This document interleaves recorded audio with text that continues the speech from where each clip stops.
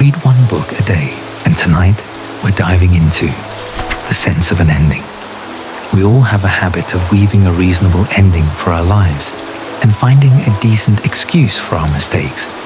Yet we forget that the truth we bury will, sooner or later, gently knock on our hearts after a long passage of time. This book, written by Julian Barnes in 2011, won the Man Booker Prize that year. It's not a long book, but it's like a gentle scalpel, cutting open the memory deception that each of us carries. It's perfect for this quiet night, accompanying you to face the parts of yourself you've overlooked. The protagonist of the story is a retired man named Tony Webster. Right now, just like many ordinary British elderly people around us, he lives a quiet, even somewhat dull life in his later years. He has no earth-shattering achievements or magnificent past. After retiring, he reads books, takes walks every day, and occasionally has a cup of coffee with his ex-wife, chatting about trivial daily matters. His days are as plain as a cup of lukewarm tea. He always thinks of himself as a gentle, kind, and unambitious person who has never done anything bad in his life. Even in his memories, he is always the victim who is treated well by fate, but occasionally betrayed. He rarely takes the initiative to think about his youth, not because he is deliberately avoiding it, but because he truly feels that those youthful years have long been smoothed by time, leaving only vague and beautiful fragments that are not worth spending too much energy recalling. But only Tony himself knows that behind those vague fragments hides a name he has never truly faced: Adrian Finn. That was his best friend in middle school, and also an inescapable scar in his youth. Tony's middle school years were just like those of many British boys. He had a few inseparable friends, wandering around the campus together, discussing philosophy and life, and looking forward to the future. Until Adrian's arrival broke their original peace. Adrian was different from them. He was intelligent, rational, with a calmness beyond his years in his eyes. When talking about literature and philosophy, he could always put forward some refreshing views. Tony was attracted by Adrian's talent, but also faintly jealous. He liked being with Adrian, yet unconsciously competed with him secretly. He felt that Adrian was like a beam of light, too bright, making the ordinary him seem even more dim. After middle school, Tony went to university, while Adrian went to Cambridge. Their contact gradually decreased, but that friendship, in Tony's memory, was still pure and precious. It was at this time that Tony met Veronica.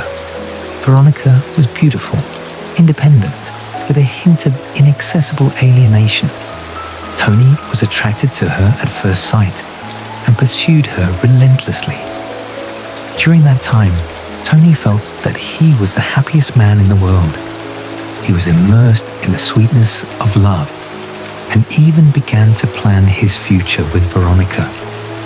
He would take Veronica to meet his friends and occasionally mention Adrian, thinking that his love and friendship would always be this beautiful. But love is never smooth sailing.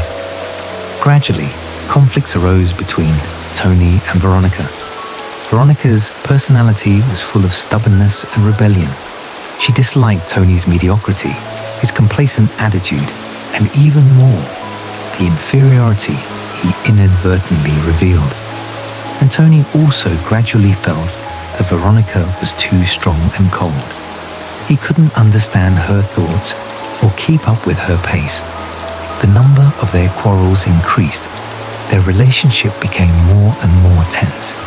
And finally, they broke up. When they broke up, Tony's heart was filled with grievance and unwillingness. He thought that it was Veronica who didn't know how to cherish. that she was too arrogant to give up their relationship. He even secretly vowed in his heart never to think of this woman who made him sad again. But fate is so ironic. Just as Tony was trying to forget Veronica, he received a thunderbolt of news. Veronica and Adrian were together. At that moment, Tony's world collapsed completely. He couldn't accept that the woman he loved the most was actually with his best friend. He felt that he had been double-crossed. Both friendship and love became fragile at that moment. He didn't even have the courage to question them, but only cursed them repeatedly in his heart. Cursed their betrayal, cursed their selfishness. He remembered that he wrote a letter at that time, a decent letter of severance. There were no vicious curses or intense accusations in the letter, only a calm expression of his blessings.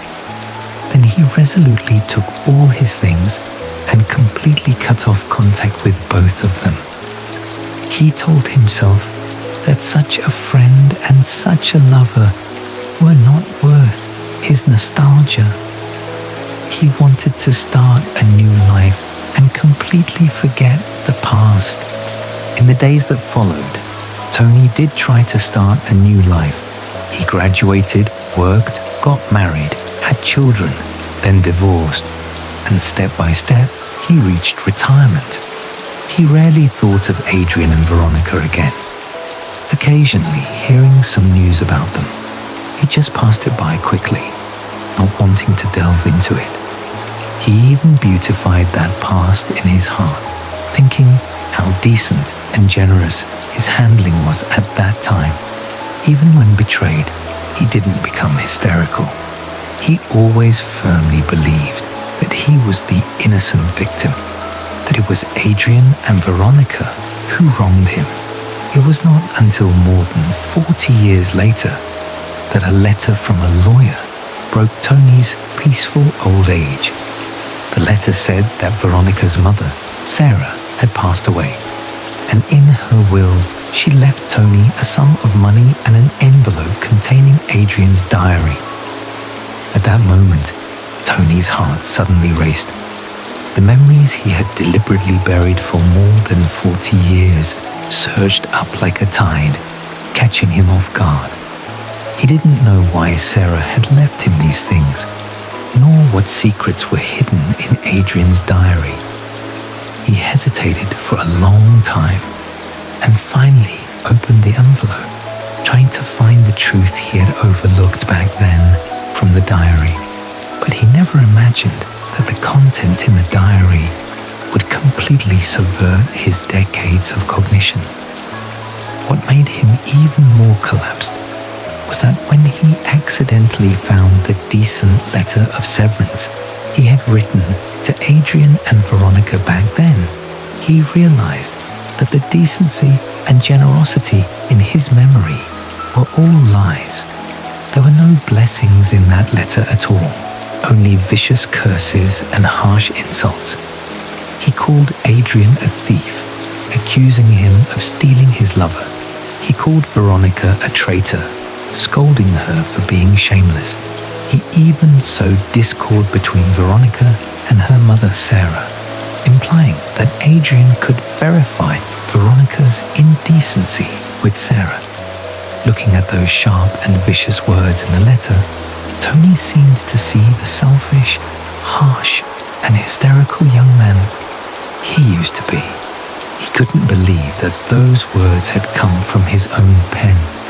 He began to frantically flip through Adrian's diary, trying to find more clues from it to piece together the truth of the past. Adrian in the diary was still that intelligent and rational young man. He recorded his thoughts on life, his confusion about love, and also the little bits and pieces of his time with Veronica. But as he turned the pages of the diary one by one, Tony's heart sank little by little. He finally understood that the letter he had written back then was like a domino. triggering a series of devastating tragedies. After receiving the letter, Adrian was filled with confusion and pain. On one hand, he cherished his friendship with Tony. On the other hand, he deeply loved Veronica. Tony's insults and provocation trapped him in endless struggle. It was at this time that he met Veronica's mother, Sarah. Sarah was gentle and kind. She understood Adrian's pain and sympathized with his situation. The two developed an inappropriate relationship while comforting each other, and Sarah became pregnant with Adrian's child. This incident completely crushed Adrian. He couldn't face what he had done, couldn't face Veronica, couldn't face Sarah, and even more, couldn't face the guilt and struggle in his heart.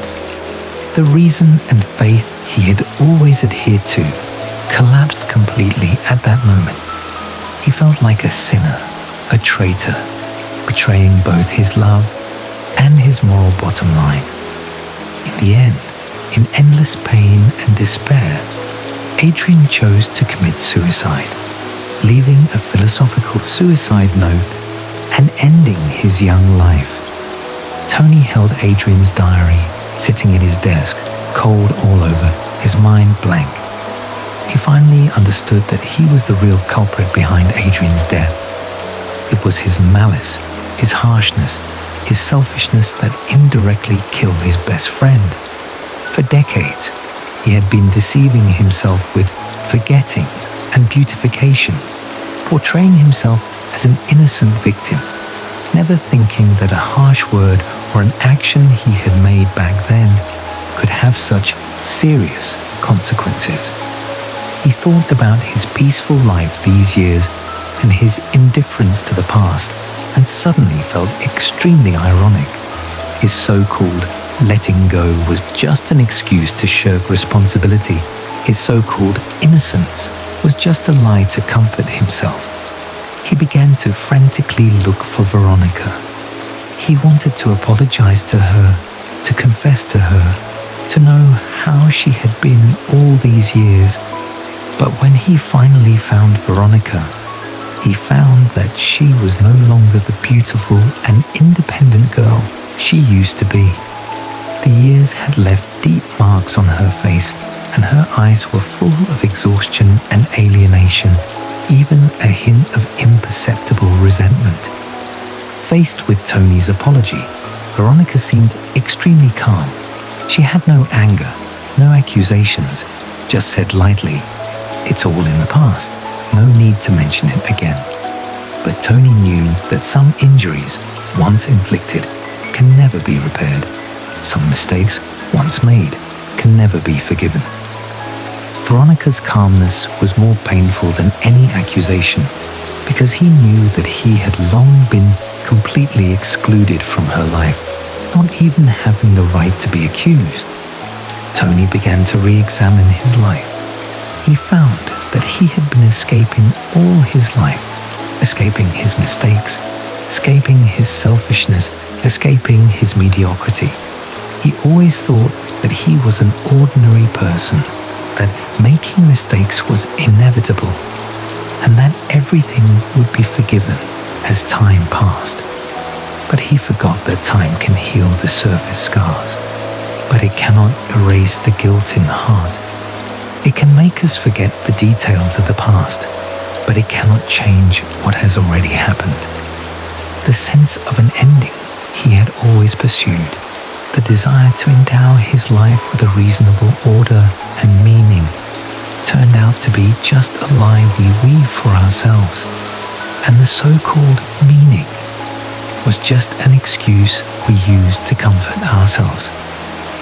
He thought about his marriage with his ex-wife, his neglect of his children, and his indifference to the people around him. He suddenly realized that he had never truly loved anyone in his life, nor had he ever truly taken responsibility for himself. He always used ordinariness as an excuse to be complacent, escape reality, and disguise his selfishness and cowardice as gentleness and generosity. Adrian's death was like a mirror reflecting the most unbearable side of his heart, forcing him to face his banal evil, the subtle malice, indifference, and evasion of ordinary people, which seemed insignificant but could trigger devastating chain tragedies. Tony began to suffer from insomnia. Every night, he would sit at his desk, flipping through Adrian's diary over and over again, looking at the letter he had written back then.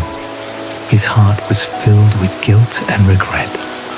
He wished he could go back to the past, change everything that had happened, say sorry to Adrian, and make up for his mistakes back then.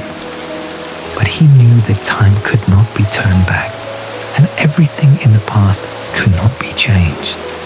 All he could do was face his mistakes, accept his mediocrity, stop escaping, and stop deceiving himself for the rest of his life. He began to try to reconcile with himself and understand the people he had hurt in the past. He no longer beautified his memories or made excuses for his mistakes, but calmly accepted his selfishness and harshness, and calmly accepted the mistakes he had made. He knew that this process would be painful and difficult, but he had no choice, because he finally understood that only by facing the truth and his own heart could he truly be free and find his own sense of an ending. Later, Tony donated the money Sarah left him to a charity. He hoped that in this way, he could make up for his mistakes back then and comfort Adrian's spirit in heaven. He also no longer deliberately looked for Veronica. He knew that some apologies did not need to be said, and some regrets could only be hidden in his heart. He began to learn to cherish the present life, to care about the people around him, and to take responsibility for himself. He was still that ordinary old man, still with his own shortcomings and deficiencies. But he no longer escaped or deceived, but faced his life with the most sincere attitude. He often sat by the window, watching the sunset outside, thinking of Adrian, thinking of Veronica, thinking of the truth he had buried for more than 40 years. There was still guilt and regret in his heart, but more of it was relief. He finally understood that there is never a perfect ending in life, nor absolute truth. All we can do is constantly examine ourselves, constantly correct ourselves in the passage of time, calmly accept our imperfection, and bravely take responsibility for our mistakes. When Tony finally faced the memories he had tampered with and the mistakes he had made back then, each of us may see our own shadow in him. The sense of an ending is never a simple tragedy of love and friendship, but a profound philosophical reflection on memory, time, self-identity, and banal evil. It is like a mirror reflecting the most unbearable side of each of our hearts and making us rethink who we really are and what the sense of an ending we pursue really is. In this book, Barnes uses delicate brushstrokes to analyze the deceptiveness of memory. We always unconsciously tamper with and beautify the past, weave a reasonable ending for our lives, and find a decent excuse for our mistakes, only to maintain the perfect self-image in our hearts. Just like Tony, for more than 40 years, he always thought he was an innocent victim, that his actions were decent and generous. But the truth gave him a heavy slap in the face. Each of us may have had such moments. To avoid responsibility, we forget our mistakes. To comfort ourselves, we beautify our memories. To maintain self-esteem, we deceive our own hearts. We always think that memory is reliable and real, but in fact, memory is like a broken mirror. We can only see the fragments we are willing to see, but ignore the truth we deliberately bury. What is most shocking in the book is the profound portrayal of banal evil. Tony is not a heinous villain. He is just an ordinary common person, just like everyone around us. He has no earth-shattering evils, no intention of deliberately hurting anyone, but his selfishness, harshness, indifference, and evasion indirectly led to Adrian's death and triggered a series of devastating tragedies. This is banal evil. It is not the kind of heinous malice, but the subtle selfishness and indifference that ordinary people inadvertently reveal. The small evils we commit to protect our own interests and avoid our own responsibilities. Such evils, though seemingly insignificant, are enough to destroy a person's life and cause irreversible consequences. In our current lives, each of us may inadvertently commit such banal evil. We may say a harsh word to the people around us because of a momentary mood. We may ignore the feelings of others and hurt those who love us because of selfishness. We may dare not face our own mistakes and pass our responsibilities on to others because of evasion. We always think that these are trivial things not worth worrying about, but we never think that a harsh word may destroy a person's self-confidence. A cold neglect may hurt a precious relationship. An evasive act may make us lose the opportunity to make up for our mistakes forever. This book also makes us rethink the relationship between time and regret. We always think that time is the best medicine, that it can heal all wounds and make us forget all regrets. But in fact, time has never healed any wounds. It only makes us get used to the pain and learn to escape. The mistakes we bury and the regrets we ignore never disappear. They just hide deep in our hearts and suddenly emerge at an unexpected moment, biting us hard. Just like Tony, for more than 40 years, he always thought he had let go. But when the truth was revealed, all the regret and guilt surged up like a tide, making him breathless. For us modern people, this book has profound enlightenment. In this fast-paced era, each of us is full of anxiety and emptiness. We are busy chasing fame and fortune, catering to others, and weaving our own perfect image. But we forget to stop, examine our own hearts, and face our own mistakes. We always think that as long as we keep moving forward, we can get rid of the shadow of the past and find the meaning of our own lives. But in fact, the more we escape, the more lost we become. The more we deceive ourselves, the more painful we become. This book tells us that there is never a perfect ending in life, nor absolute truth. We don't have to deliberately pursue the so-called order and meaning, nor do we have to be anxious about our imperfection.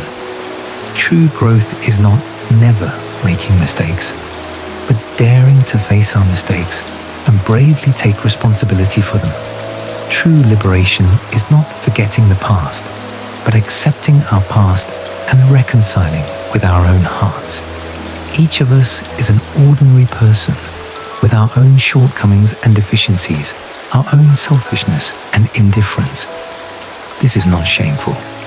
What is shameful is that we dare not face our own hearts, dare not admit our mistakes, but blindly escape and deceive. May we all, like Tony, have the courage to face the truth we have buried and accept our mediocrity and mistakes in our later years. May we all understand that mediocrity is not terrible. What is terrible is being mediocre without knowing it, and knowing that we are wrong but still choosing to escape. May we all constantly examine ourselves, constantly correct ourselves in the passage of time, face our lives with the most sincere attitude, find our own sense of an ending, and live our own value. Tonight, our time with the sense of an ending comes to an end.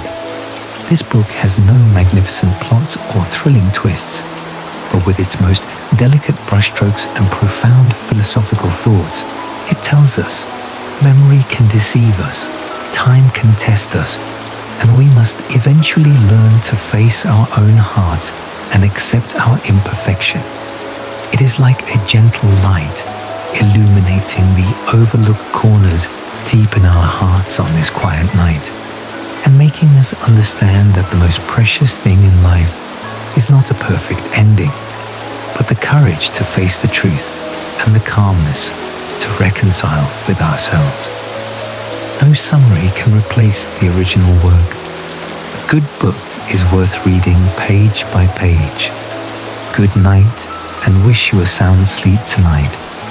I'm time for bed. If you like it, don't forget to subscribe to the channel, and I look forward to our next encounter.